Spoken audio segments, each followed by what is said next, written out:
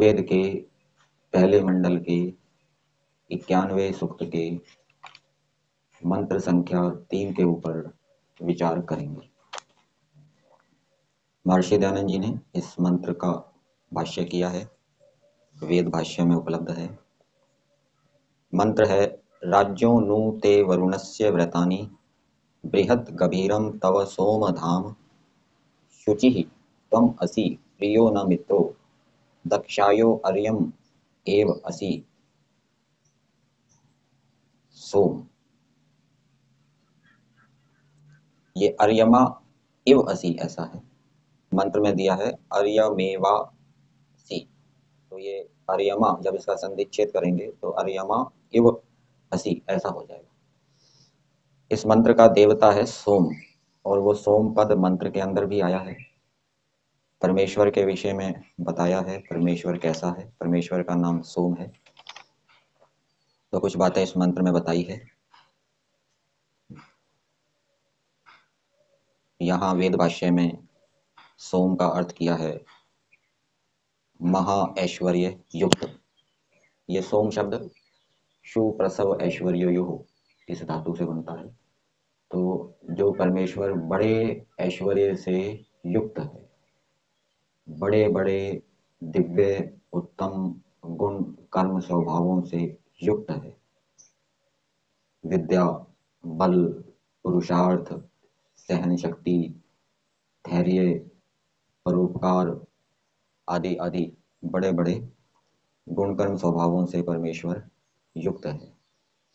और ये सारा संसार भी ईश्वर का ऐश्वर्य है। ये संसार भी बहुत बड़ा है, इसका हम अंत नहीं जान सकते, इतना बड़ा संसार है। तो इसका भी परमेश्वर स्वामी है। ये भौतिक ऐश्वर्य है परमेश्वर का, और आध्यात्मिक ऐश्वर्य है परमेश्वर के बड़े बड़े अनंत गुण कर्म स्वभाव। कितने गुण हैं परमेश्वर में, कितने स्वभाव है, उनको हम पूरा नहीं जान सकते। और एक एक गुण, एक एक कर्म की भी हम सीमा नहीं जान सकते। परमेश्वर में कितनी विद्या है हम पूरा नहीं जान सकते, कितनी सहन शक्ति है पूरा नहीं जान सकते, कितना बल है पूरा नहीं जान सकते। अनंत बल है, अनंत सहन शक्ति। तो इस कारण से परमेश्वर को सोम कहते हैं। तो ऐसे परमेश्वर को संबोधित करते हुए कहा जा रहा है कि हे सोम परमेश्वर, यतः, क्योंकि, ये अध्यार किया है, ये मंत्र के अंदर नहीं है। त्वम, ये मंत्र में है, क्योंकि तुम, प्रियो मित्रो न एव शुचि असि। हे सोम परमेश्वर, क्योंकि आप प्रिय हो। प्रिय का अर्थ किया है प्रसन्न। संसार के अंदर प्रिय व्यक्ति होते हैं, प्रिय वस्तुएं होती हैं। उनको प्रिय क्यों कहते हैं? क्योंकि वो हमको प्रसन्न करते हैं, आनंदित करते हैं, इस कारण से वो हमको प्रिय होते हैं। तो परमेश्वर स्वयं प्रसन्न है और अपने उपासकों को प्रसन्न करता है, हर्षित करता है, इसलिए परमेश्वर को प्रिय कहा है। ये परमेश्वर आप प्रिय हैं, प्रसन्न हैं, आनंदित हैं, और अपने भक्तों को आनंदित करते हैं, शीघ्र आनंदित करते हैं। ये भी परमेश्वर की विशेषता है। जो परमेश्वर की शरण में जाएगा, परमेश्वर उसको शीघ्र आनंद से युक्त कर देगा। फिर दूसरी बात बताई, त्वम मित्रो न, ये न शब्द है, ये न इव अर्थ में आता है वेद के अंदर। आप मित्र के समान हैं। जैसे सच्चा मित्र होता है, वो संकट के समय सहायता करता है दूसरे मित्र की, वैसे ही परमेश्वर भी संकट के समय, आपत्ति के समय अपने भक्तों की सहायता करता है। इसलिए परमेश्वर को कहा मित्र एव, आप मित्र के समान। संकट कैसा? जब कोई ऐसी समस्या, ऐसी परिस्थिति उत्पन्न हो गई जिसका समाधान मनुष्य भी नहीं कर सकते, तब परमेश्वर की सहायता मांगी जाती है। जब डॉक्टर भी हाथ खड़ा कर देते हैं कि अब हमने जो करना था कर दिया, अब तो ईश्वर से दुआ मांगो, तो परमेश्वर क्या है? संकट के समय अपने भक्तों की सहायता करता है, मित्र के समान। फिर आगे बताया, त्वम शुचि असि, हे परमेश्वर आप पवित्र हैं और पवित्र करने वाले हैं। जीवात्मा भी पवित्र है, जीवात्मा स्वभाव से पवित्र बताया है, लेकिन निमित्त के कारण वो अपवित्र हो जाता है। मुक्ति अवस्था में जीवात्मा पवित्र होता है, अविद्यादि कलेशों से रहित होता है। पवित्र का मतलब क्या? अविद्यादि कलेशों से रहित होना। मुक्ति के समय जीवात्मा अविद्यादि कलेशों से रहित होता है, पवित्र होता है। और जब मुक्ति का काल पूरा हो जाता है, पुनः संसार के अंदर आता है, तो फिर संसार के भोगों को भोगने पर फिर वो उसके अंदर अविद्या उत्पन्न हो जाती है। कौन सा सूत्र है वैशेषिक दर्शन का? इंद्रिय दोषात संस्कार दोषात च अविद्या। तो जीवात्मा यद्यपि स्वभाव से पवित्र है, लेकिन निमित्त के कारण उसके अंदर अविद्या उत्पन्न हो जाती है, क्योंकि वो अल्पज्य। परमेश्वर में ऐसा नहीं होता। परमेश्वर हमेशा ही अविद्या आदि कलेशों से रहित रहता है। कलेश कर्म विपाक आशयी अपरामृष्टा पुरुष विशेष ईश्वर। तो परमेश्वर सर्वज्ञ है, वो कभी अविद्या से ग्रस्त नहीं होता, अर्थात सदा पवित्र रहता है और पवित्र करने वाला है। अपने उपासकों को पवित्र कर देता है, उनकी अविद्या का नाश कर देता है। विद्या देकर उनकी अविद्या का नाश करके उनको पवित्र कर देता है। इसलिए परमेश्वर को कहा आप शुचि हैं, पवित्र हैं और पवित्र करने वाले। फिर आगे बताया अर्यमा इव। आप, अर्यमा कहते हैं न्यायाधीश को, आप यथार्थ न्याय करने वाले के समान है। जो न्यायाधीश है, सच्चा न्यायाधीश ठीक ठीक न्याय करने वाला होता है, उसके समान आप हैं। तो परमेश्वर हम सब जीवों के न्यायाधीश हैं।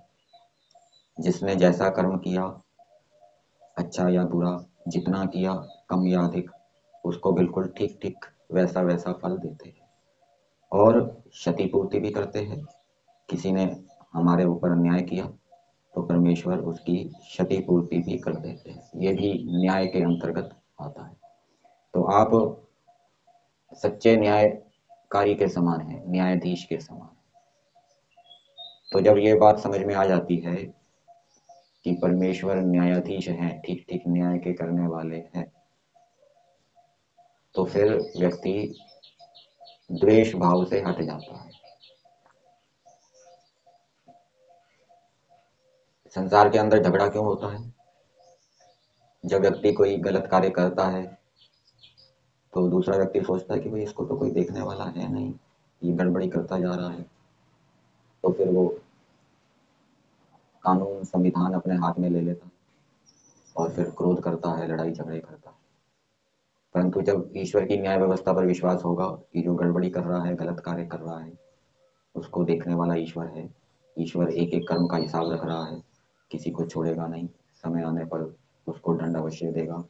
जब इस प्रकार से ईश्वर की न्याय व्यवस्था पर विश्वास होगा तो फिर गड़बड़ी करने वाले व्यक्ति के ऊपर क्रोध नहीं आएगा। संध्या के मंत्र में बोलते हैं योस्मान द्वेष्टि यम च वयम दिश्मः तम वो जम्बे दत्मा। तो जो गड़बड़ी करता है उसको ईश्वर की न्याय व्यवस्था पर छोड़ दो, ईश्वर उसको दंड देगा, उससे हमें झगड़ा नहीं करना। और कहीं कहीं परमेश्वर ने अधिकार भी दिया है गड़बड़ी करने वाले को दंड देने का, तो वहां पर भी जो अधिकारी व्यक्ति गड़बड़ी करने वाले को दंड देगा, वो भी ईश्वर की न्याय व्यवस्था पर छोड़कर बिना द्वेष भाव के उसको दंड देगा, जितना योग्य है उतना दंड देगा। यदि वो क्रोध करते हुए दोषी व्यक्ति को दंड दे रहा है तो इसका मतलब ये है उसने ईश्वर की न्याय व्यवस्था पर विश्वास नहीं किया। और यदि वो बिना क्रोध किए दोषी व्यक्ति को उसके दोष के अनुरूप ठीक ठीक दंड देता है तो ये समझना चाहिए कि वो ईश्वर की न्याय व्यवस्था पर विश्वास कर रहा है और ईश्वर की आज्ञा के अनुकूल जितना उसका अधिकार है उसका वो प्रयोग कर रहा है। जब ईश्वर की न्याय व्यवस्था पर विश्वास नहीं होता तब व्यक्ति अधिक दंड दे देता है। क्रोध करना, ये अधिक दंड दे दिया, फिर क्रोध के साथ वो दंड की मात्रा भी बढ़ा देगा, कुछ अधिक कर देगा, जितना दोष है उससे अधिक दंड दे देगा। तो हे परमेश्वर आप अर्यमा इव, यथार्थ न्याय करने वाले के समान है। फिर आगे बताया दक्षाय है। पिछले मंत्र में भी दक्ष शब्द आया था। परमेश्वर का नाम दक्ष था क्योंकि वो विज्ञान आदि गुणों से युक्त है। इस कारण से परमेश्वर को पिछले मंत्र में सुदक्षः कहा था। विज्ञान आदि दक्ष ही सुदक्षः, विज्ञान आदि गुणों के साथ होने के साथ आप सुदक्ष है, सुष्टु विज्ञान वाले हैं। तो यहाँ पर दक्षाय का अर्थ दक्ष विज्ञान अर्थ में ही लिया है। आप विज्ञान को उत्पन्न करने वाले हैं। परमेश्वर विज्ञान को उत्पन्न करने वाला है। यहाँ विज्ञान का अर्थ तत्व ज्ञान लेना चाहिए। परमेश्वर तत्व ज्ञान को उत्पन्न करता है। किसकी आत्मा में उत्पन्न करता है तत्व ज्ञान को? जो तत्व ज्ञान जिन कारणों से उत्पन्न होता है उन कारणों का अनुष्ठान करता है। श्रवण, मनन, निधिध्यासन, साक्षात्कार, ये 4 उपाय और बताए हैं। आगम काल, स्वाध्याय काल, प्रवचन काल, व्यवहार काल। और उसके साथ साथ जो व्यवहार के अंदर सत्य आचरण करता है, ईश्वर की उपासना करता है, ये सब उपायों का अनुष्ठान करता है, तो ईश्वर फिर ऐसी आत्मा के अंदर जिस विषय में वो तत्व ज्ञान प्राप्त करने के लिए पुरुषार्थ कर रहा है, श्रवण मनन कर रहा है, उस विषय में परमेश्वर तत्व ज्ञान को उत्पन्न करता है, यथार्थ ज्ञान को उत्पन्न करता है। इसलिए परमेश्वर को कहा दक्षाय है, विज्ञान, आप विज्ञान करने वाले। फिर आगे कहा हे सोम।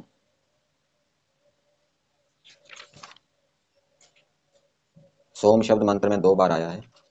दूसरी बार सोम का अर्थ किया है शुभ कर्म और गुणों में प्रेरणा करने वाले। परमेश्वर शुभ कर्म और शुभ गुणों में प्रेरणा करते।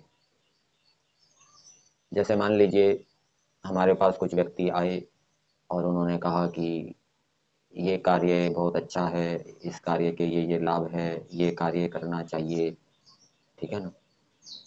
उन्होंने हमको प्रेरणा दी और उसको सुनकर हमारे अंदर इच्छा उत्पन्न हो गई। हमारे अंदर इच्छा उत्पन्न हो गई और इच्छा से युक्त होकर फिर हम वो कार्य करना शुरू कर दिया। तो इसका मतलब क्या हो गया? उनकी प्रेरणा से हम प्रेरित हो गए। तो इसी प्रकार से ईश्वर भी प्रेरणा करता है। कैसे प्रेरणा करता है? शुभ कर्मों में प्रेरणा करने वाला है। एक तो शुभ कर्मों का विज्ञान, परमेश्वर शुभ कर्मों को करने से क्या क्या लाभ है, शुभ कर्मों का क्या महत्व है, उसका विज्ञान, उसका विचार आत्मा के अंदर उत्पन्न करेगा, ठीक है ना। अब जैसे दूसरे व्यक्तियों ने किसी कार्य के महत्व को बताया, तो यहाँ पर ईश्वर क्या करेगा? अंदर बैठे हुए किसी उत्तम कर्म के कार्य, उत्तम कर्म के महत्व को हमारी आत्मा के अंदर ज्ञान के रूप में उद्बुद्ध कर देगा। फिर इच्छा जब होगी, अब इच्छा करने में तो जीवात्मा स्वतंत्र है, तो जब उस उत्तम जो ज्ञान ईश्वर ने आत्मा के अंदर उद्बुद्ध किया और उसको जानकर जब जीवात्मा इच्छा करने लगेगा, तो ईश्वर अंदर बैठा हुआ आनंद उत्साह देगा कि हाँ हाँ हाँ ये कार्य करो। ज्ञान भी परमेश्वर ने उद्बुद्ध किया उस उत्तम कर्म से संबंधित, उसके महत्व से संबंधित। और फिर जब उस महत्व को जानकर जीवात्मा इच्छा करने लगेगा, तो परमेश्वर क्या है? अंदर बैठा हुआ आनंद उत्साह को उत्पन्न करेगा और फिर वो उसकी इच्छा से युक्त होकर उस उत्तम कर्म को करेगा। ये परमेश्वर की प्रेरणा है। परमेश्वर की प्रेरणा का स्वरूप ये नहीं है कि परमेश्वर उत्तम कर्मों में इच्छा उत्पन्न कर देता है। उत्तम कर्मों में यदि परमेश्वर ने इच्छा उत्पन्न कर दी तो फिर जीवात्मा स्वतंत्र कहाँ रहा? जीवात्मा तो परतंत्र हो जाएगा। जीवात्मा इच्छा करने में स्वतंत्र है, प्रयत्न करने में स्वतंत्र है, परतंत्र नहीं है। तो इच्छा तो जीवात्मा करेगा, उत्तम कर्म के महत्व से संबंधित ज्ञान को उद्बुद्ध परमेश्वर कर देगा, मन के अंदर ले आएगा, ठीक है ना, विचार के रूप में। और फिर जीवात्मा को उस जानकारी का जब पता लगेगा, तो उसके अंदर जब इच्छा उत्पन्न होने लगेगी, तो फिर ईश्वर आनंद उत्साह उत्पन्न कर देगा। ऐसे ही कुछ व्यक्ति हमारे पास आए, उन्होंने किसी कार्य के महत्व को बताया, उसको सुनकर हमारे अंदर उस कार्य को करने की इच्छा उत्पन्न हुई, तो फिर ईश्वर अंदर बैठा हुआ आनंद उत्साह भी देगा कि हाँ हाँ ये कार्य करो। तो वहां पर भी ईश्वर की प्रेरणा होगी। वहां पर यद्यपि उत्तम कार्य का महत्व दूसरे व्यक्तियों के द्वारा बताया गया है, और ईश्वर अंदर बैठा हुआ भी उत्तम कार्य के महत्व को उद्बुद्ध कर देता है ज्ञान के रूप में। मान लीजिए हमने कोई पहले उस उत्तम कार्य के महत्व के विषय में सुना है, पढ़ा है, तो उसके संस्कार उद्बुद्ध कर देगा, वो स्मृति के रूप में आ जाएंगे, अथवा सीधा भी परमेश्वर ज्ञान दे सकता है। तो इस रूप में परमेश्वर क्या है? शुभ कर्मों में प्रेरणा देने वाला है। ऐसे ही गुणों में प्रेरणा देने वाला है। दूसरे महानुभाव बड़े व्यक्ति हमें गुणों के विषय में प्रेरणा देते हैं कि आपको बलवान बनना चाहिए, आपको इस विद्या को सीखना चाहिए, उसका महत्व बताते हैं, ठीक है ना। बलवान होने से ये महत्व है, इस विद्या को सीखने से ये लाभ होगा। अब दूसरे व्यक्तियों ने महत्व बताया गुण का, फिर हमारे अंदर इच्छा उत्पन्न होगी, फिर ईश्वर अंदर बैठा हुआ प्रेरणा देगा। जैसे ही हम इच्छा करेंगे, ईश्वर अंदर बैठा हुआ आनंद उत्साह उत्पन्न करेगा, हाँ हाँ ये अच्छा काम है, करो, इस गुण को धारण करो। इस रूप में ईश्वर प्रेरणा देगा। और मान लीजिए कोई दूसरा व्यक्ति नहीं है, तो ईश्वर अंदर बैठा हुआ भी, मान लीजिए हम कोई स्वाध्याय कर रहे हैं, किसी गुण के विषय में हमने सुना, तो उस गुण से संबंधी स्मृति हमारे मन के अंदर उत्पन्न हो जाएगी, उस गुण के महत्व से संबंधी स्मृति ईश्वर के द्वारा, और उस समार्थ ज्ञान के आधार पे हमारे अंदर उस गुण को धारण करने की इच्छा उत्पन्न होगी। फिर ईश्वर अंदर बैठा हुआ आनंद उत्साह उत्पन्न करेगा। इस रूप में परमेश्वर क्या है, गुणों में और अच्छे कर्मों में प्रेरणा देते हैं। फिर आगे बताया, वरुणस्य राज्यः, वरुण परमेश्वर को संबोधित करते हुए कहा जा रहा है कि हे परमेश्वर, आप जो वरुण हैं, श्रेष्ठ हैं, और राज्य, सब जगत के स्वामी। राज्य, राजा के दो अर्थ किया है, एक अर्थ किया है सब जगत के स्वामी, और दूसरा अर्थ किया है विद्या प्रकाश, विद्या के प्रकाश से युक्त। ये राजरी दीप्तौ धातु से बना है, तो परमेश्वर विद्या रूपी प्रकाश से युक्त हैं। परमेश्वर के पास सभी विद्याएं हैं और परमेश्वर सारे संसार के स्वामी हैं। तो ऐसे परमेश्वर को संबोधित करते हुए कहा जा रहा है कि हे परमेश्वर, आप वरुण और राजा के व्रतानी, आपके जो व्रत हैं, आपके व्रत मतलब आपके जो कर्म हैं, तो ये जो परमेश्वर के कर्म हैं, ये सत्य को जनाने वाले हैं। परमेश्वर के कर्मों से, परमेश्वर जैसे कर्म करते हैं, तो उसके माध्यम से हमें सत्य का बोध होता है। सत्य असत्य को परखने की जो 5 कसौटियां बताई है, उसमें पहली कसौटी क्या है, जो जो ईश्वर के गुण कर्म स्वभाव के अनुकूल हो वो क्या है, सत्य है। जो ईश्वर के कर्म के अनुकूल हो वो क्या है, सत्य है। तो ईश्वर के जो कर्म हैं, ईश्वर क्या करता है, दुष्टों को दंड देता है, श्रेष्ठों का पालन करता है, संसार का हित करता है। ये जो कर्म हैं, ये बताते हैं कि दुष्टों को दंड देना सत्य है, श्रेष्ठों का पालन करना सत्य है, सबका हित करना सत्य है, परोपकार करना सत्य है, सहनशील होना सत्य है, धैर्यवान होना सत्य है। तो ईश्वर के गुण कर्म हमें सत्य का बोध बताते हैं, सत्य का बोध कराते हैं कि कौन से गुण सत्य है, कौन से कर्म सत्य है। तो हे परमेश्वर, आप वरुण, आप राजा के जो व्रत हैं, जो कर्म हैं या जो गुण हैं, वो सत्य को दर्शाने वाले हैं, सत्य को बताने वाले हैं, जिससे तब आपका बृहत, बड़ा गंभीरम धाम है। तो परमेश्वर का जो स्थान है, परमेश्वर जो है वो अथाह गुणों का स्थान है। परमेश्वर के अंदर इतने गुण हैं जिनकी हम था नहीं माप सकते, जिनको हम जान नहीं सकते। इतने गुण परमेश्वर के अंदर हैं, भरे हुए हैं। परमेश्वर के अंदर इतने गुण हैं, इतने गुण हैं, उनकी हम सीमा को नहीं जान सकते। अनंत गुणों के आप स्थान हैं। तो ये परमेश्वर की स्तुति की है। किस लिए की है, तो एक पद दिया नु। ये नु शब्द शीघ्र अर्थ में आता है। तो हे परमेश्वर, आप बड़े बड़े ऐश्वर्य से युक्त है, आप प्रसन्न रहते हैं, अपने भक्तों को प्रसन्न करने वाले हैं, मित्र के समान हैं, पवित्रता करने वाले हैं, यथार्थ न्याय करने वाले के समान हैं, विज्ञान को देने वाले हैं, उत्तम गुण और कर्मों में प्रेरणा देने वाले हैं, सारे संसार के स्वामी हैं, विद्या अनंत विद्याओं से युक्त हैं, श्रेष्ठ हैं। आपके जो गुण कर्म हैं उनको जानकर हम सत्य को जान सकते हैं, और आप अथाह गुणों का स्थान हैं, आपके अंदर अनंत असीमित गुण कर्म हैं। तो इसलिए इस कारण से आप नु शीघ्र, नु का अर्थ किया है शीघ्र, आप शीघ्र और सदा उपासना और सेवा करने योग्य है। तो इसलिए परमेश्वर की शीघ्र सेवा करनी चाहिए, देर नहीं करनी चाहिए। क्यों? क्योंकि यदि हम परमेश्वर की सेवा करेंगे, परमेश्वर की उपासना करेंगे, तो हमें पवित्रता की प्राप्ति होगी। संकटों के समय परमेश्वर हमारा सहायक होगा, परमेश्वर हमें आनंद देगा, परमेश्वर हमें विज्ञान देंगे, परमेश्वर हमें शुभ गुण कर्मों में प्रेरित करेंगे, परमेश्वर हमें विद्याओं को देंगे। तो जब ये बात समझ में आती है कि परमेश्वर से ये लाभ होते हैं, तो फिर व्यक्ति शीघ्र ही परमेश्वर की उपासना करना चाहता है, देर नहीं करता। लोक के अंदर भी हम देखते हैं, जब कोई वस्तु अत्यंत आवश्यक होती है तो व्यक्ति शीघ्र ही जाकर बाजार से उसको खरीद लाता है। तो इसी प्रकार से ईश्वर से जब हम अनेक ईश्वर से होने वाले लाभों को जानेंगे, तो ईश्वर हमें अत्यंत आवश्यक दिखाई देगा, अत्यंत महत्वपूर्ण दिखाई देगा। फिर हम शीघ्र ही उसकी उपासना करेंगे, उसमें देरी नहीं लगाएंगे। ठीक है। तो मंत्र का संदेश मनुष्यों के लिए ये है कि मनुष्य वेदों के माध्यम से ईश्वर के गुण कर्म स्वभावों को जानकर, ईश्वर से जो जो लाभ होते हैं उन लाभों को समझकर ईश्वर के महत्व को समझे, और शीघ्र ही ईश्वर की उपासना करके निरंतर उपासना से युक्त रहे, जिससे कि वो ईश्वर से अनेक लाभों से लाभान्वित हो सके। इस मंत्र के भावार्थ में दिया है, मनुष्य जैसे जैसे इस सृष्टि में सृष्टि की रचना के नियमों से ईश्वर के गुण कर्म और स्वभावों को देख के अच्छे यत्न को करें, वैसे वैसे विद्या और सुख उत्पन्न होते हैं। तो ईश्वर की उपासना करने का मतलब क्या है? अपने गुण कर्म स्वभाव ईश्वर जैसे बनाना। तो जैसे जैसे व्यक्ति अपने गुण कर्म स्वभाव ईश्वर जैसे बनाता है, वैसे वैसे उसको विद्या और सुख की प्राप्ति होती जाती है। तो मनुष्यों को विद्या और सुख की प्राप्ति के लिए शीघ्र ही ईश्वर की उपासना करनी चाहिए, देरी नहीं करनी चाहिए, क्योंकि मनुष्य जीवन क्षणभंगुर है, पता नहीं कब समाप्त हो जाए। इसलिए जब व्यक्ति क्षणभंगुर जीवन को देखता है और आत्मा को नित्य देखता है, तो वो फिर शीघ्र विद्या और सुख को प्राप्त करने का यत्न करता है।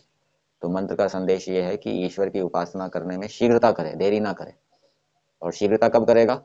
जब वो जीवन को क्षणभंगुर देखेगा और आत्मा को नित्य देखेगा कि बहुत लंबी यात्रा है, ये तो जीवन एक छोटा सा पड़ाव है, आगे तो बहुत लंबा जाना है। ऐसा देखने से उसके अंदर शीघ्रता का भाव उत्पन्न होगा।